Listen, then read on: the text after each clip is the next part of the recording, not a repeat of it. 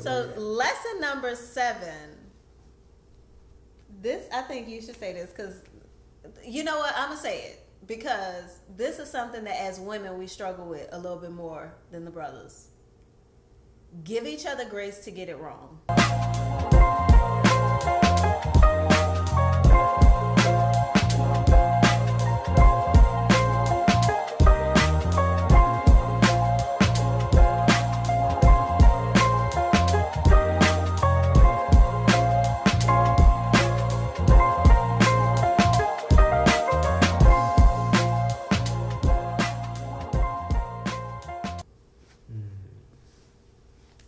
Give each other grace to get it wrong. Somebody has a goal, somebody has a dream, somebody makes an investment, somebody that has a plan. All the things can go wrong. And we have to honor the fact that sometimes you make a plan and God will throw a boomerang in there. Just so that you can learn a lesson that you need in order to make the plan really go the way that you want it to go. But if we get more focused on the mistakes, if we get more focused on what didn't go right, all those things will make the person the problem. We'll make the person and their decisions and see you always do this and do that, rather than understanding that problems are part of the process. That's a part of your success story. That's something he said the entire time.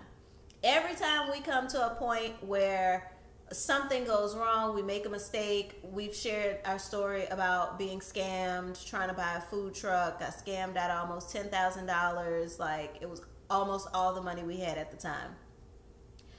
That kind of thing has happened to us several times. Like, it hasn't always been so big, but I mean, death, sudden death that has just completely knocked us off balance. All kinds of things. Getting pregnant, not planning for it. Those kinds of things. I have a friend right now who is in her last year of school, getting her master's, and got pregnant. Was so upset with her husband, which I totally understand, because our last baby, I was mad. I'm not proud of that, but I was very upset. However, I noticed. Everybody noticed. Everybody noticed. I cried. I called my friend, crying on the phone. But rather than blaming, what you realize is that it's all a part of the success story. If you give yourself grace, if you give your partner grace in that moment, when it all passes, because my life motto used to be, and I need to get back to this too shall pass. When it passes, you'll realize you needed that. That thing that you thought was a mistake might have been your life raft to get over that river. And you just didn't realize it. You were expecting a cruise ship, and the Lord sent you a little raft, which prepared you for the cruise ship.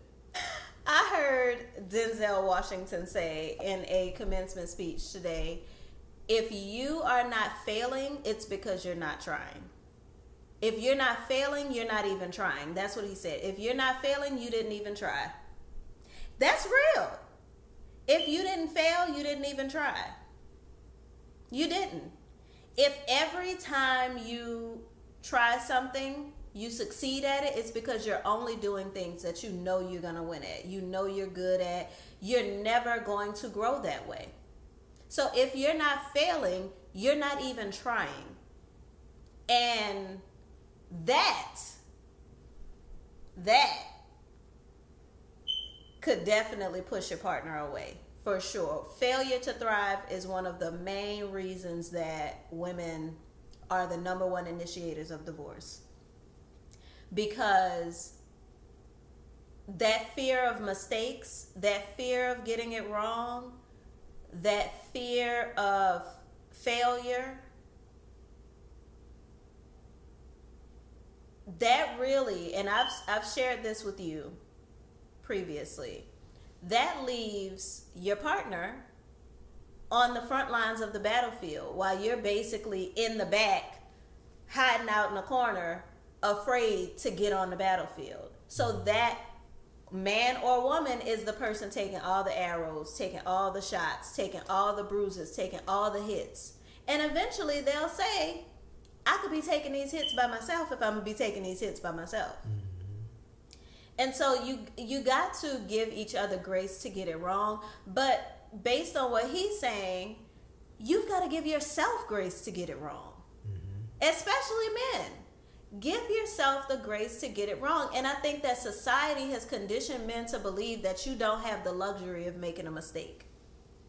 But every great man, all of them, I ain't even going to start naming names, all of them, if you hear them tell their story, perseverance and tenacity in the face of failure, in the face of mistakes, is how they win. So, give grace to get it wrong. Number 8. Amplify strengths, not weaknesses. And that's in your partner and the relationship. I remember, shout out to Reverend Ike. Look, what he said, focus on your strengths. No, don't strengthen your weaknesses. Strengthen your strengths. Anybody who watches Reverend Ike, you know that's exactly how he sounds. Yeah, so yeah, that's big. And it's like, what a luxury though. Like, that's like, keep winning. Like, continue to win.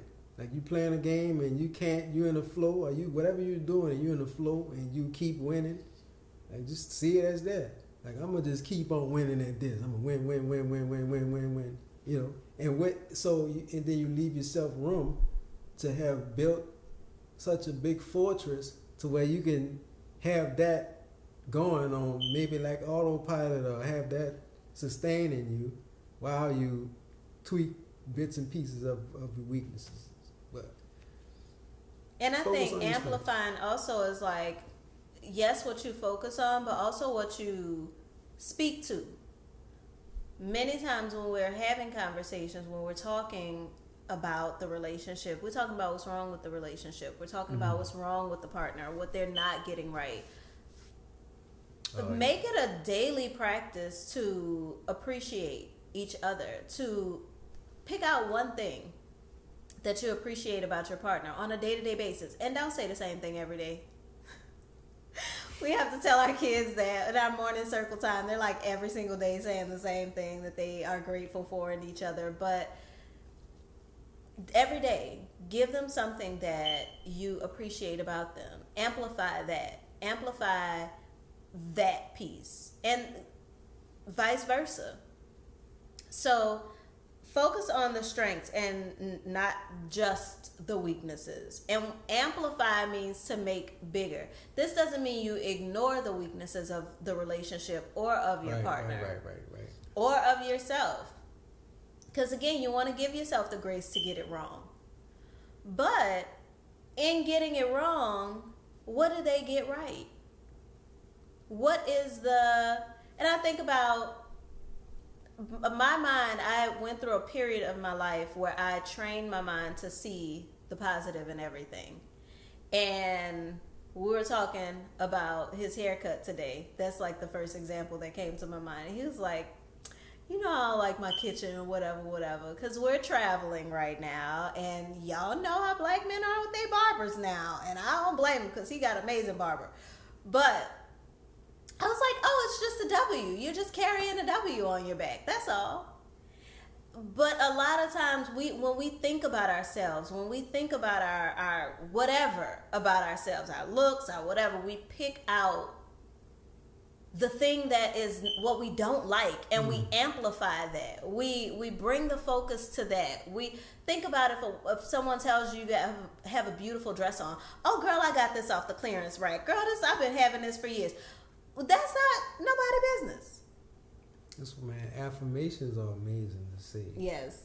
Like every morning, it really gives you a charge. Mm-hmm. And that's what's going back to the very first lesson of this topic. Waking up early enough to start your day, saying affirmations to yourself, for yourself, and about yourself in a positive manner. That's just does wonders. It does the trick. It doesn't trick. It programs your mind. Yes. Like people say, let trick your mind, man. It programs your mind to be on a up, be on a positive, be in your higher self throughout the day. So, and what that allows you to do is be able to do that for others too.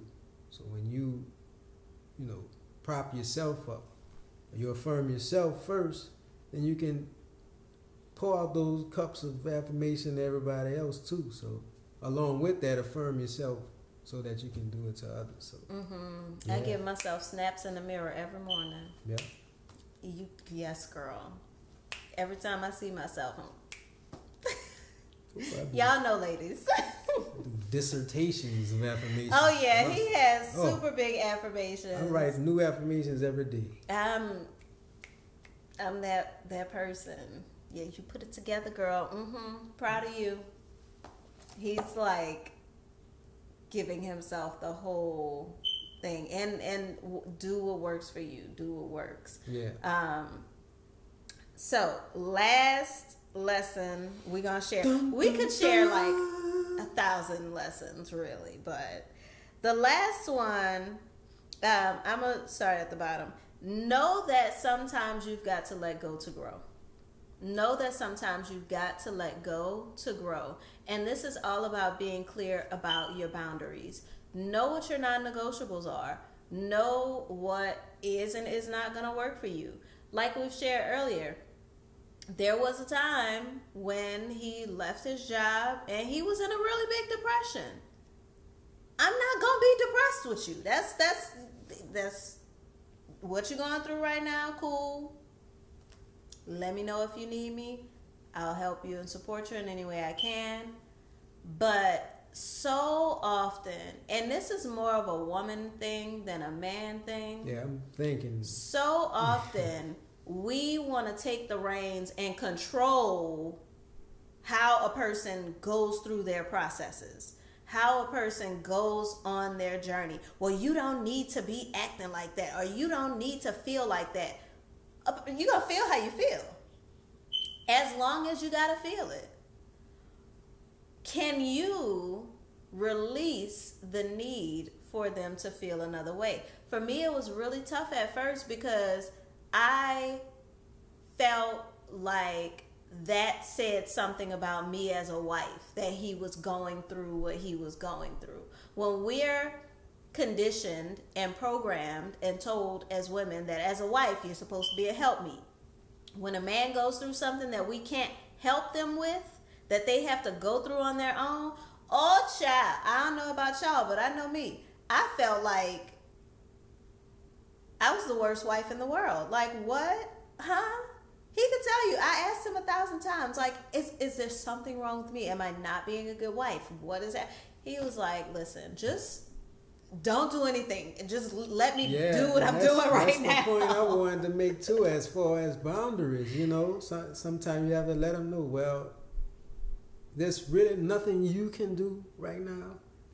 Just give me the space and opportunity to even gather what the hell is going on, and I will be able to delegate to you what I need from you. So, and it's all in our wives wanting to help, and that, be thankful for that as well. But that's why you have to communicate that as well. You have to make that bound, set that boundary, communicate that, because they're simply just being here. They simply want to help. They want to pour out everything they need to and can to help, and that's a blessing in it all. But just make sure that we communicate. Well, this is something I need to work out the kinks on myself.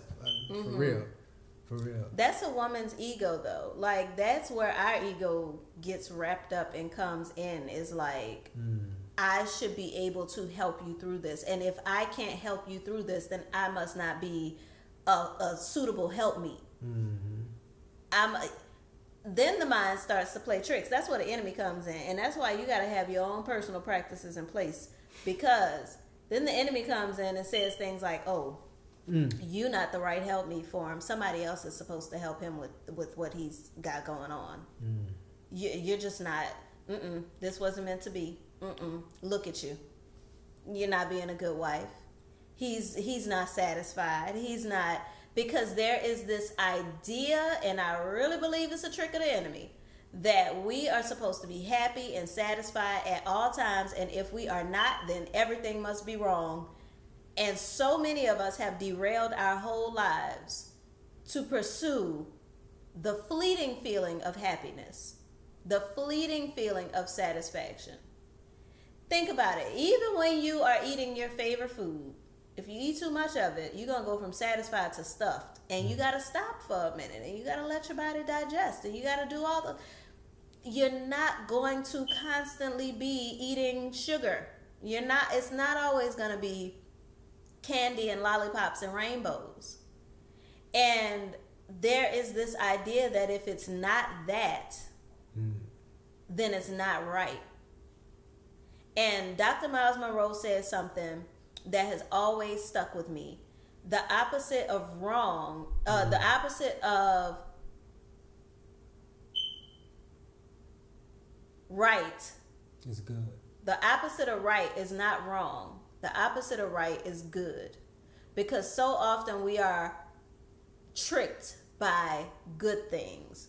We're tricked by fun things to walk away from things that are right for us.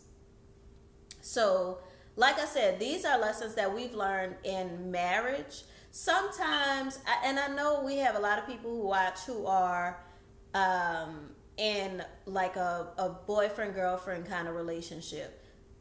All of these lessons do not apply to a non-marriage relationship. They can if y'all are serious. But if y'all not serious, use discernment, use wisdom, okay? These are the kinds of lessons that are worth committing to a person in order to learn. You don't want to put yourself in the fire for someone that can walk out of the fire and leave you there. And that can happen in a marriage. I'm not saying it can't happen in a marriage, because it can. But there are ramifications in a marriage. So just be mindful of that. I'm not speaking against non-marriage relationships or anything like that. But I am saying that if you are not married, you may want to think twice about, does this relationship make me feel good? Do I feel happy in this relationship? Because you are not meant to be a helpmeet to a boyfriend. No shade to all the boyfriends and girlfriends out there. But you're not meant to be a helpmeet to a boyfriend. And so all of these lessons don't apply if you're not in a marriage. So I did want to say that, because sometimes I get real long DMs from people who have been trying to apply these types of things to a situationship, a non-committed relationship, a situationship. And they're wondering why he don't want to propose to you, he don't want to get married, he's playing games. Because we teach people how to treat us, okay? That's another live for another day. Maybe me and the ladies will have that conversation. But those are our 9 lessons that we've learned in 9 years. It's been amazing. Cheers to 99 more years. 99? You would want to deal with me for 99 more years? Well, I don't deal with men, so there's that. I'd want to grow with you for 99 more years, yes. But if I had to deal with you for 99 more years, no. Let me change the language on that. It's like, do you want to handle me for 99 more years? Like, what am I, a wild bull? What? Who wants to handle a wild bull for 99 years? No. But I do want to continue to grow together. We're doing a great job. It's been pretty wonderful. Some kind of wonderful. Some kind of wonderful. So yes, it's been wonderful. You are a wonderful husband. You are a wonderful and amazing wife. wife. I'm serious, though. Woman. You're a wonderful husband. You're a wonderful man. You're a wonderful man. Well, thank you. I would not want to do this thing with anyone else. We make gorgeous babies. Yes, we do. And we have fun. And he's down for all of my shenanigans. I don't know that I would find I don't know that any other man would be as down for my shenanigans as you are. Like home birth, homeschooling, home-based businesses. No. Sure. And then he yawning on full-time travel. Who else would be like, yeah, let's do it. To literally everything. Except y'all, he will not cliff dive with me. He will not skydive with me. He says he'll be on the ground waiting for me. Everything. Shit, I wasn't. I didn't even. He didn't even get on. No rides with. He didn't get on any rides. Like not everything. He's not down for everything, but he's down for the big adventures. I can get on roller coasters myself. I don't need a partner. I know that. Just be waiting with my funnel cake and a drink when I get off. It's fine. And then I recorded it all. Yes, and get because it on I'm camera. the scribe. Yes. And I can't. You can, but I'd rather not. Somebody got to tell the story. Nobody. Inside joke. So, yes. These are 9 lessons we've learned in 9 years. And maybe we'll come back with 10 lessons we've learned in 10 years next year. Because we're in the 10th year right now, so we're getting all the lessons from this year. We got a couple. Yeah. So, yeah. If that's the case, then y'all should be expecting lessons each year. Maybe. Because, we might do that. Make that a tradition. Yeah, I don't plan on. He's not going anywhere. I don't plan on stopping. Minute for the long haul. Yeah. So. With that, we're going to say peace. good night.